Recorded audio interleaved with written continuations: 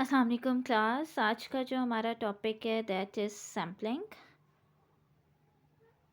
Okay, so what is sampling. अगर आप ये देखो तो ऊपर इन्होंने एक डेफिनेशन सैम्पलिंग की बताई हुई है। That is sampling is a major problem for any type of research.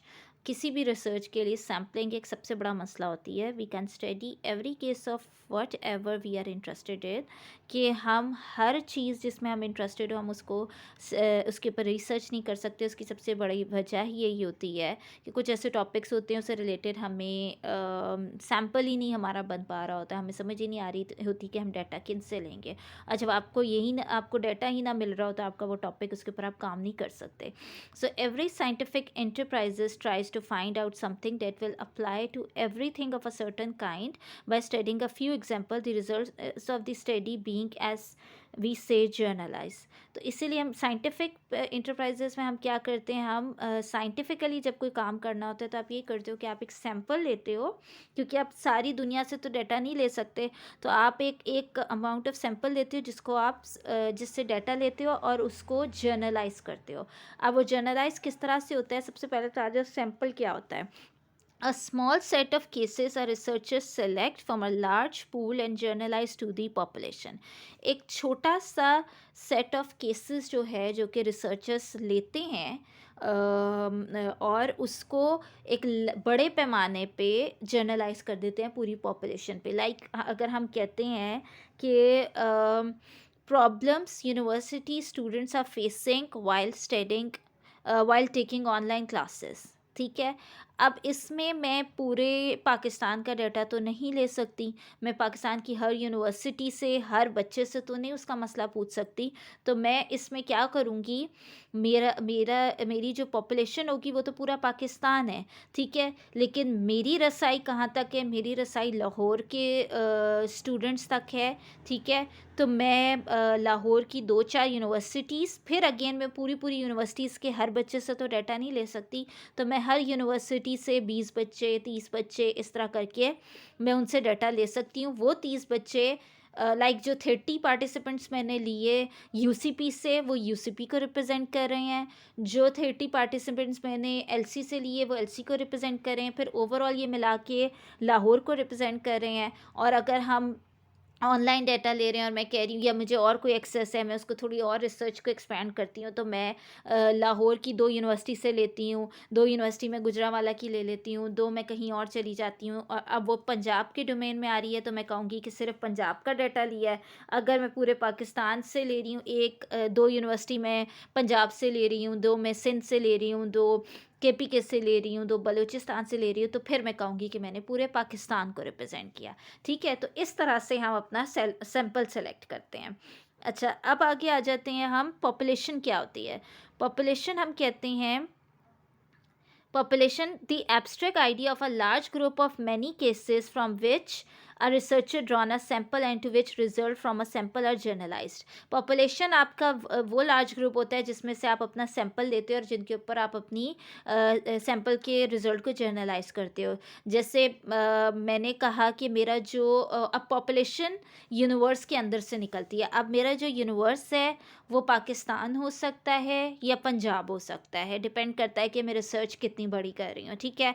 अगर तो मैं पूरे पाकिस्तान पे कर रही हूँ तो मेरा जो यूनिवर्स होगा वो पाकिस्तान होगा और पॉपुलेशन मेरी इन 4 सूबों में से आएगी, इन 4 सूबों को रिप्रेजेंट कर रही होगी, ठीक है। लेकिन अगर मैं सिर्फ पंजाब से ले रही हूँ तो पॉपुलेशन मेरी लाहौर, गुजरांवाला और जो भी मैं ले रही हूँ उनको रिप्रेजेंट कर रही होगी। लेकिन अगर मैं सिर्फ लाहौर से ले रही हूँ तो लाहौर जो है उसकी 4 यूनिवर्सिटी मेरा पॉपुलेशन होगी, ठीक है। और अगर मैं सिर्फ 2 यूनिवर्सिटीज़ की केस स्टडी ले रही हूँ तो फिर लाहौर, लेट्स सपोज मैं कहती हूँ पीयू और लाहौर कॉलेज ले रही हूँ, तो पंजाब यूनिवर्सिटी और लाहौर कॉलेज मेरी पॉपुलेशन होगी, ठीक है, क्योंकि मैं सैंपल उनके अंदर से ले रही हूँ। आगे आ जाते हैं हम सैम्पलिंग स्ट्रेटजीज़ पे। अच्छा, इसमें आती हैं 2 टाइप्स ऑफ सैम्पलिंग आती है, दैट इज़ प्रोबेबिलिटी सैम्पलिंग और नॉन प्रोबेबिलिटी सैम्पलिंग, ठीक है। अब प्रोबेबिलिटी सैम्पलिंग हम किसको कहते हैं, यहाँ पे इन्होंने इंटरनल इसकी डेफिनेशन दी हुई है, ठीक है। अच्छा, we examine data in a sample in detail and if we sampled correctly we can generalize and result to the entire population. We need to use very precise sampling procedure to create representative sample in quantitative research. These procedures rely on the mathematics of probability and hence are called probability sampling. In most quantitative studies we want to see how many cases of population falls into various categories of interest. We use probability sampling in quantitative research because they are very efficient. They save a lot of time and cost for the accuracy they deliver. Probability sampling can be highly accurate for large population data from a well designed carefully executed probability sample. Probability आपकी जो quantitative में जो sampling हम लेते हैं that is probability, और non probability होती है जो qualitative में हम लेते हैं, ठीक है। probability sampling हम larger का जब sample हमने लेना होता है और mathematical form में लेना होता है तो हम probability sampling लेते हैं, और नॉन प्रोबेबिलिटी सैम्पलिंग आपकी टेक्निक यूज़ होती है जब आपने जो है जब आपका डाटा स्मॉलर हो, ठीक है, कम लोगों से ले रहे हो आप और डीप डाउन जाके लेना चाह रहे हो, आप मैथमेटिकली नहीं ले रहे हो, तो वो आपकी क्या हो जाती है, नॉन प्रोबेबिलिटी सैम्पलिंग आ जाती है, ठीक है। अच्छा, अब हम नीचे आ जाते हैं, इसमें टाइप्स में इन्होंने नीचे दिए हुए होंगे। अच्छा, सैम्पलिंग एलिमेंट्स क्या होते हैं? The name for a case और single unit to be sampled. आपने किसी एक केस या सिंगल यूनिट को जो नाम दिया है that is your sampling element. जैसे आप ये देखो, इन्होंने यहाँ पे कहा it could be a person, a family, a neighbour, a nation, ठीक है। जो भी चीज़ है उसको वो आपका सैम्पलिंग एलिमेंट है, ठीक है, कि जिनसे आपका एक केस है या एक सिंगल यूनिट है, ठीक है। आप जिनसे डाटा ले रहे हो वो आपका फैमिली हो सकती है, ठीक है, नेशन से और किसी ऑर्गेनाइजेशन से। जैसे हम कहें पंजाब यूनिवर्सिटी के किसी एक डिपार्टमेंट से आपने लिया तो वो डिपार्टमेंट आपका सैम्पलिंग एलिमेंट है, ठीक है। और यूनिवर्स का मैंने आपको बता दिया कि वो पॉपुलेशन जिसके अंडर आती है, ठीक है। अच्छा, यहाँ इन्होंने सैम्पलिंग एक साथ करके नीचे दी हुई होगी, हम उधर चले जाते हैं। टारगेट पॉपुलेशन फिर आ जाती है। टारगेट पॉपुलेशन आपकी क्या होती है? The concretely specified larger group of many cases from which a researcher draws a sample and to which results from the sample are generalized. आपकी टारगेट पॉपुलेशन अब ये होगी कि जैसे मैंने पंजाब यूनिवर्सिटी लिया तो पंजाब यूनिवर्सिटी मेरी पॉपुलेशन है, लेकिन अगेन मैं पूरी पंजाब यूनिवर्सिटी से डाटा नहीं ले सकती, तो मैंने पंजाब यूनिवर्सिटी के तीन डिपार्टमेंट में से स्पेसिफिक 3 क्लासेस से डाटा लिया, तो वो मेरी टारगेट पॉपुलेशन है कि उनसे डाटा लेके मैं पूरे पंजाब यूनिवर्सिटी और पूरे पंजाब यूनिवर्सिटी से ऊपर पूरे लाहौर पे जर्नलाइज कर रही हूँ, ठीक है। अच्छा, अब आगे इसका, हाँ, सैम्पलिंग फ्रेम आपका क्या होता है? A list of cases in a population और the best approximation of them. आपके सैम्पलिंग फ्रेम में वो वाले केसेस आ जाती हैं जो कि आपकी अब जैसे पंजाब यूनिवर्सिटी के 3 डिपार्टमेंट्स लिए तो वो 3 डिपार्टमेंट मेरे सैम्पलिंग फ्रेम के अंदर आ रहे हैं, ठीक है। Sampling ratio, the number of cases in the sample divided by number of cases in the population or the sampling frame or the proportion of the population in a sample. अच्छा, sampling ratio आपकी क्या होती है कि आप decide करते हो कि आपने जैसे एक यूनिवर्सिटी से लाइक आपका टोटल सैम्पल है 250, ठीक है। अब आपने ये डिसाइड करना है कि ये जो आपने 50 स्टूडेंट्स आप पीयू से ले रहे हो, 50 आप एलसी से ले रहे हो, तो that 50 is your sampling ratio, ठीक है। फिर आ जाती है आपकी parameter, a characteristic of the entire population that is estimated from a sample. एक पूरी पॉपुलेशन का जो कैरेक्टरिस्टिक आप एक सैम्पल से बता रहे हो, डैट इज़ योर पैरामीटर, ठीक है। और a statistic, a word with several meaning including a numerical estimate of a population. और जब आप उस पैरामीटर का न्यूमेरिकल वर्जन बताते हो तो डैट इज़ योर स्टेटिस्टिक, ठीक है। ये देखो सैम्पलिंग फ्रेम के इधर पैरामीटर आ रहा है, ठीक है, और सैम्पलिंग प्रोसेस जब आपका एंड पे जाएगा तो स्टैटिस्टिकल जो हमारा डाटा होता है ना, दैट इज़ योर स्टैटिस्टिक, ठीक है। अब ये देखो जैसे 50,000 लोग हैं, उसमें से आपने 150 डिवाइड बाय 50,000 किया, तो ये आपका 0.003 ये आपका सैंपल आ रहा है।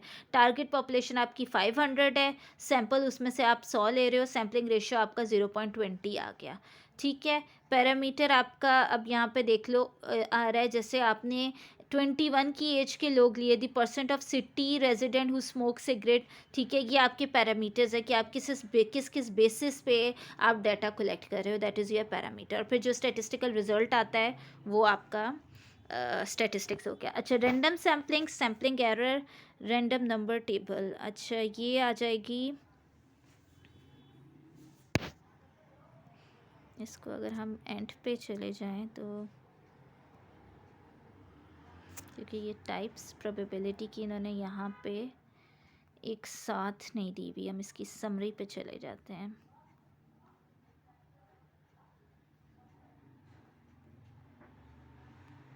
से ऊपर ही है मेरे ख्याल में, हाँ।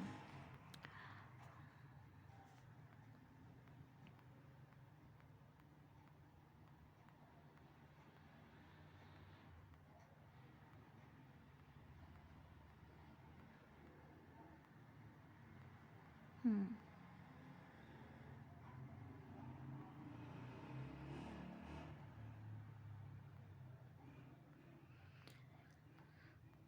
हाँ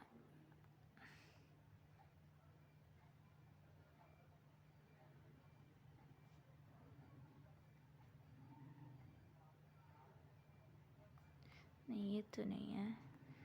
कोटा सैम्पलिंग भी नॉन प्रोबेबिलिटी है। अच्छा, फिर प्रोबेबिलिटी टेक्टिक्स इन्होंने बताया, टेक्निक्स में इन्होंने सैम्पलिंग एलिमेंट बता दिया, ये मैंने आपको बता दिया है। इन्होंने क्या इस चैप्टर में आगे पीछे किया हुआ है, टारगेट पॉपुलेशन सैम्पलिंग फ्रेम मैंने आपको बता दिया। उसके बाद सैम्पलिंग रेशियो भी मैंने आपको बता दिया, पैरामीटर स्टैटिस्टिक्स आपको बता दिया। उसके बाद रैंडम सैम्पल और अच्छा, रैंडम सैम्पलिंग और प्रोबेबिलिटी सैम्पलिंग सेम होती है, ठीक है। सैम्पलिंग एरर, सिंपल रैंडम और अच्छा, रैंडम सैंपल क्या होता है? Sample using a mathematically random method such as a random number table और computer program so that each sampling element of a population has an equal probability of being selected into sample.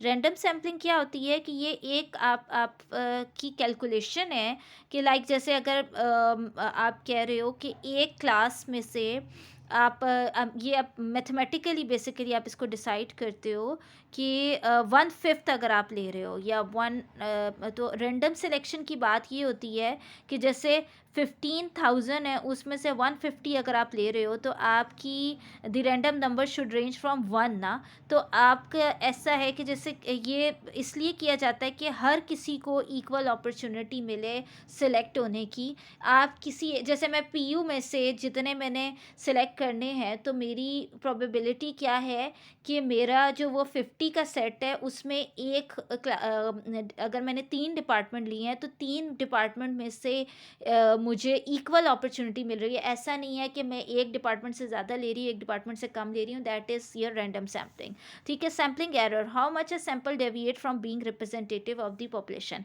अगर आपका sample आपकी population को represent नहीं कर रहा, so that is sampling error. Simple random sample क्या होता है? Random sample in which a researcher create a sampling frame and uses a pure random process to select case so that each sampling element in the population will have equal probability of being selected. Simple random sampling आपकी आ जाती है कि आपका जो researcher जो है वो एक सैम्पलिंग फ्रेम बनाता है कि वही कि ये 3 डिपार्टमेंट्स हैं, ठीक है, और उसमें से केसेस सिलेक्ट कर रहा है, इस तरह से सिलेक्ट कर रहा है कि हर बंदे को इक्वल अपॉर्चुनिटी मिल रही है।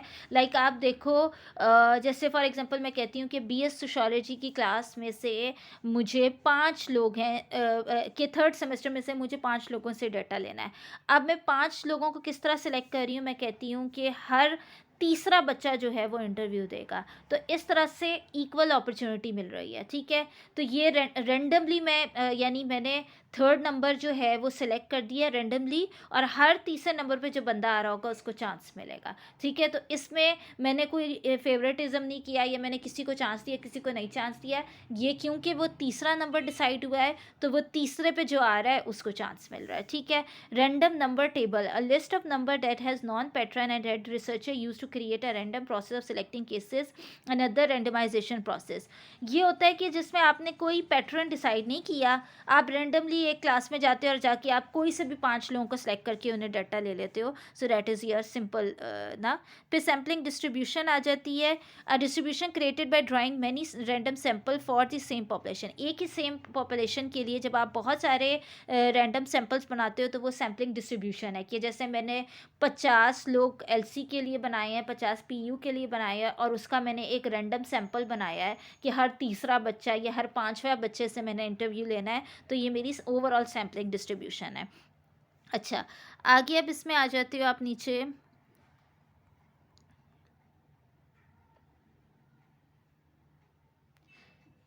ये कॉन्फिडेंस इंटरवल और सिस्टमैटिक, अच्छा, ये जो आपकी आती है confidence interval, a range of values using a little higher and lower than a specific value found in a sample within which a researcher has a specified and high degree of confidence that the population parameter lies. Confidence interval आता है कि आप ये आप ना stats में ज़्यादा अच्छे से पढ़ोगे। Range of values usually a little higher, यानी आप ऐसी वैल्यूज़ जो थोड़ी सी हाई हो थोड़ी सी लो, यानी सैंपल आपका, जैसे अगर मैंने कहा है कि मैं थर्ड को सिलेक्ट कर रही हूँ, तो थर्ड इज़ कि मैंने ये ऑड नंबर्स रखे, तो that is my confidence interval, कि मैं देख रही हूँ कि उस बीच में वो जो थर्ड बंदा है वो थर्ड मैंने क्यों रखा है, कि मेरे पैरामीटर्स उसमें आ रहे हैं, यानी कि अब मैंने ये देखना है। जैसे हम एक रेंज नहीं, confidence interval is your range ना, जैसे अब मैंने 15 से 21 की रेंज रखी है, 15 से 20 की रेंज रखी है, तो मेरा कॉन्फिडेंस इंटरवल क्या आ रहा है, मेरा 5 कॉन्फिडेंस इंटरवल आ रहा है कि इस रेंज में से कोई भी हो सकता है। ठीक है, सिस्टमैटिक सैम्पलिंग होती है, अ random sample in which a researcher select every kth, for example third और 12th case in the sampling frame using a sampling interval. जो सिंपल रैंडम सैम्पलिंग होती है उसमें आप खुद डिसाइड कर लेते हो कि अच्छा मैंने इस लाइन में से 2 लोग ले लिए, उस लाइन में से 2 लोग ले लिए। लेकिन जब आप सिस्टमैटिक जाते हो तो उसमें आप डिसाइड करते हो कि एवरी केथ मीन्स के आप कह रहे हो कि हर तीसरा बच्चा इस लाइन में से, हर 12वां बच्चा इस लाइन में से, that is your systematic sampling, कि आपने एक नंबर दे दिया। Sampling interval, the inverse of the sampling ratio that is used when selecting cases in systematic sampling. अब ये जो सैम्पलिंग इंटरवल होता है, ये आपका ये जो 3 है ना, that is your sampling interval, कि अब आप ये देखो, इसने यहाँ पे बताया हुआ है, for instance we want to sample 300 names from 900। Overall आप देखते हो कि एक डिपार्टमेंट में 900 बच्चे हैं। ठीक है, अब उन 900 में से आपने वो 900 को रिप्रेजेंट करने के लिए आपने 300 का सैंपल लेना है, तो आप 900 को 300 पे डिवाइड करोगे तो आपके पास आपका सैम्पलिंग इंटरवल आ जाएगा, डेट इज़ 3। तो हर तीसरे बच्चे को आप ले रहे हो। ठीक है, ये हो गया आपका।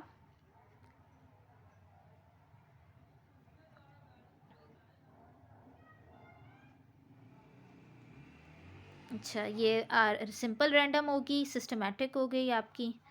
ठीक है, उसके बाद हम आ जाते हैं स्ट्रेटिफाइड सैम्पलिंग, ये थर्ड टाइप है प्रोबेबिलिटी सैम्पलिंग की। ठीक है, स्ट्रेटिफाइड सैम्पलिंग होती है random sample in which the researcher first identifies a set of mutually exclusive and exhaustive categories, divides the sampling frame by the categories and then uses random selection to select cases from each category.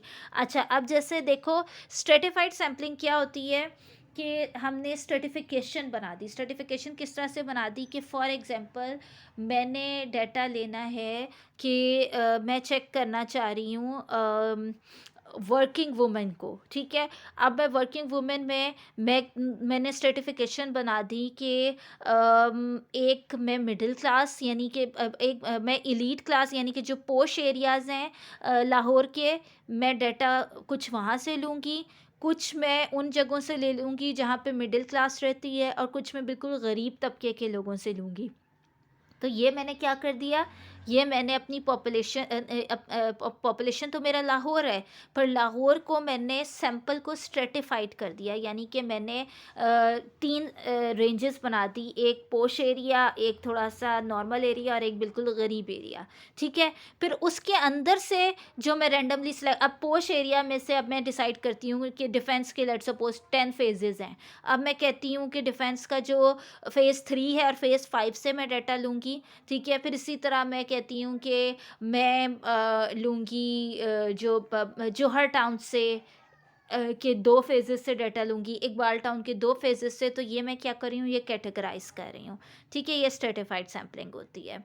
जैसे इन्होंने यहाँ पे स्ट्रैटिफ़ाइड sampling की example दी है इन्होंने कि आपने 100 staff लेना है जनरल हॉस्पिटल का, किसी भी जनरल हॉस्पिटल का उन्होंने बताया हुआ है कि 100 लोगों से आपने डाटा लेना है, तो उसकी स्ट्रैटिफ़िकेशन आपने कैसे कर दी कि एडमिनिस्ट्रेटर से आप 15 एडमिनिस्ट्रेशन से आप ले रहे हो, ठीक है? स्टाफ फ़िज़िशियन 25 हो गई, इंटर्न फ़िज़िशियन 25 हो गई, ठीक है? रजिस्टर्ड नर्सेज़ 100 हो गई, नर्स असिस्टेंट 100 हो गई। ये ओवरऑल आपका 520 का सैंपल, यानी ये आपने देखा, ये क्या आ रहे हैं? ये आ रहा है आपने एक जनरल हॉस्पिटल में से 100 का डाटा लेना है, ठीक है? तो आपका जो एन है, यानी कि ये आपका 520 टोटल स्टाफ है उस ऑर्गेनाइज़ेशन का, जिसमें से एडमिनिस्ट्रेशन 15 है, स्टाफ फिजिशियन 25 है, इंटर्न फिजिशियन 25 और इसी तरह दी हुई है। अब क्योंकि आपने सिर्फ 100 का डाटा लेना है, तो आप क्या परसेंटेज कैसे निकाल रहे हो, आप देख रहे हो कि इनमें से 15 में से ये जो परसेंटेज आई, यानी कि आप से कोई से आपकी ये क्या निकल रही है परसेंटेज, इसकी 2 पॉइंट टोटल में से जब आप 100 को डिवाइड कर रहे हो, ठीक है? तो आपका जो परसेंटेज आ रहा है उसके हिसाब से आप इनको डिवाइड करते जा रहे हो। आपका एन क्या आ रहा है कि एडमिनिस्ट्रेटर आप 1 लोगे, ठीक है? स्टाफ फिजिशियन 2 लोगे, इंटर्न फिजिशियन 6 लोगे, रजिस्टर्ड नर्सेज़ 22 लोगे, नर्स असिस्टेंट 21 लोगे, ठीक है? इस तरह से आपका 100 का सैंपल बन रहा है।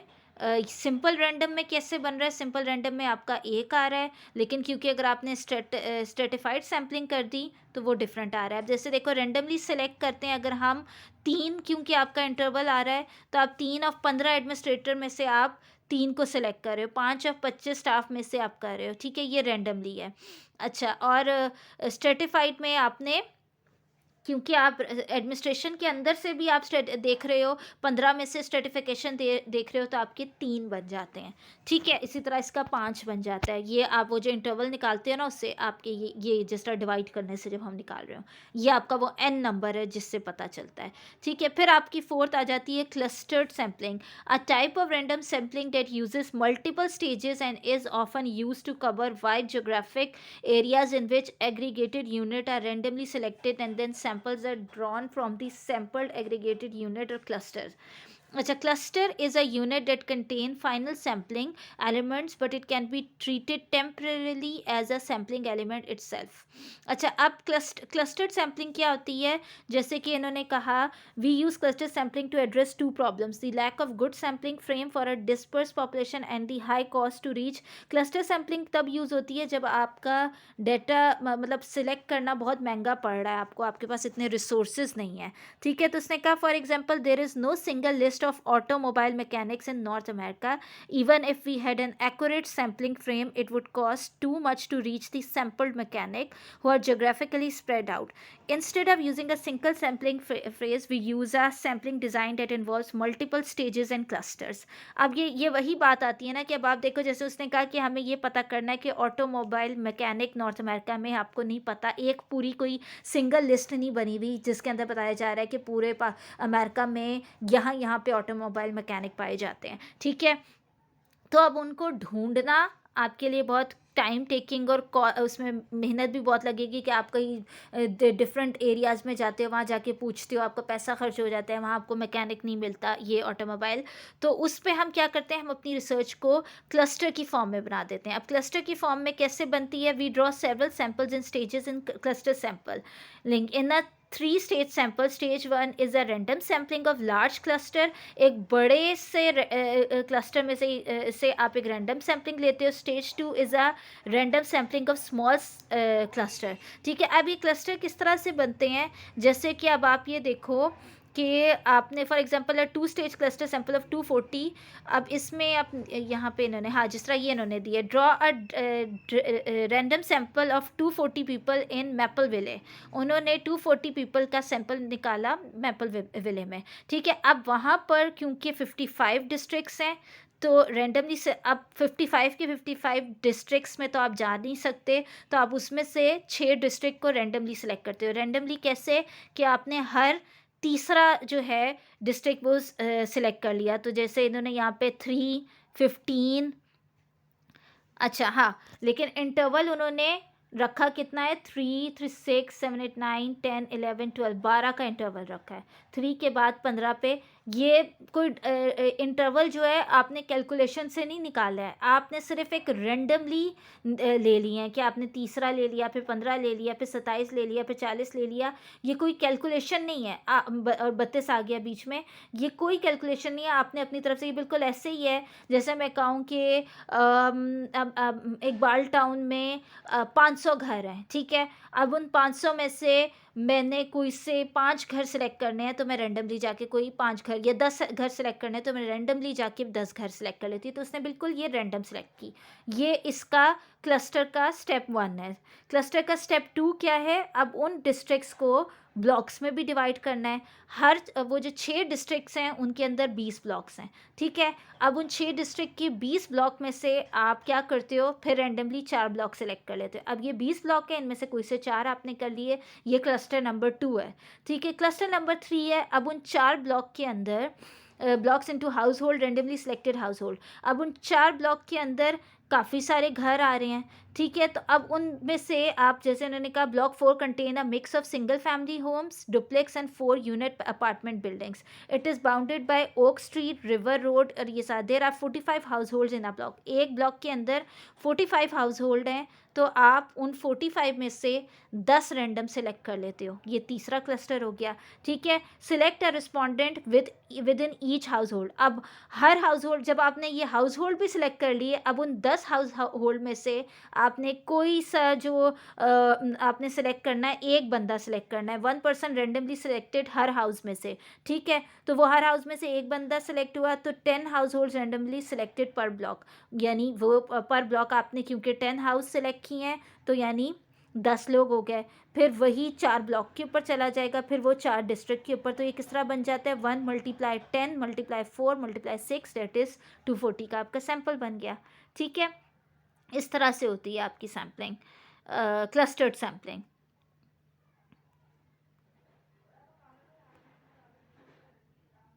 अच्छा, ये पढ़ने वाली चीज़ नहीं है आपकी। उसके बाद आ जाते हैं हम, ये वाली सैम्पलिंग नहीं, 4 वो बेसिक जो ऊपर पढ़ा दी हैं वही यूज़ होती हैं ज़्यादातर, ठीक है।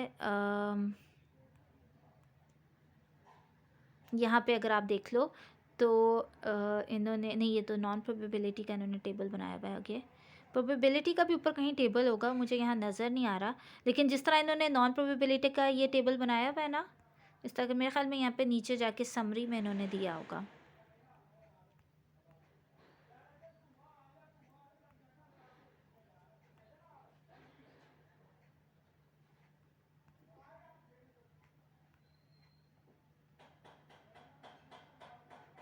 हाँ, ये दिया हुआ है। ये देखो, ये 8 types of non probability sampling है, ये हम क्वालिटेटिव में पढ़ेंगे। और ये 4 टाइप्स ऑफ प्रोबेबिलिटी सैम्पलिंग है जो क्वांटिटेटिव में इस्तेमाल होता है। ये यहाँ पे दिया हुआ है। अगर आपको ऊपर से क्लियर ना समझ आए, एग्जाम्पल्स के लिए आप ऊपर पढ़ सकते हो, वैसे आप यहाँ पे डेफिनेशन को यहाँ से भी कर सकते हो, ठीक है।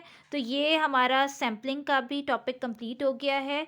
इसको मज़ीद अगर ज़्यादा अच्छे से समझना है तो मैं आपसे यही कहूँगी कि एक बार अंदर जाके इनकी एग्जांपल्स को ज़रूर पढ़ना, क्योंकि जब आप एग्जांपल्स को ख़ुद से पढ़ोगे तो आपको और बेहतर समझ आएगी, ठीक है। इस पे फिर आपने समझ के सब ने एक एक, क्योंकि ये 4 सैम्पल्स हैं, आप लोगों ने अब क्या करना है, आप लोगों ने अपना यूनिवर्स को डिसाइड करना है, पॉपुलेशन डिसाइड करनी है, फिर उसमें से आपने अपना जो है सैंपल डिसाइड करना है, और इन चारों के अकॉर्डिंग आपने एग्जांपल देनी है। हर कोई जो है वो 2-2 सैम्पलिंग टाइप से रिलेटेड एग्जांपल देगा, ठीक है क्लास। ओके, अब हमारे बस 2 टॉपिक्स और 1 छोटा-सा टॉपिक है जिसमें सिर्फ़ इंट्रोड्यूस करवाना है, फिर हमारा क्वांटिटेटिव का भी सिलेबस कंप्लीट हो जाएगा। ओके क्लास, अल्लाह हाफ़िज़।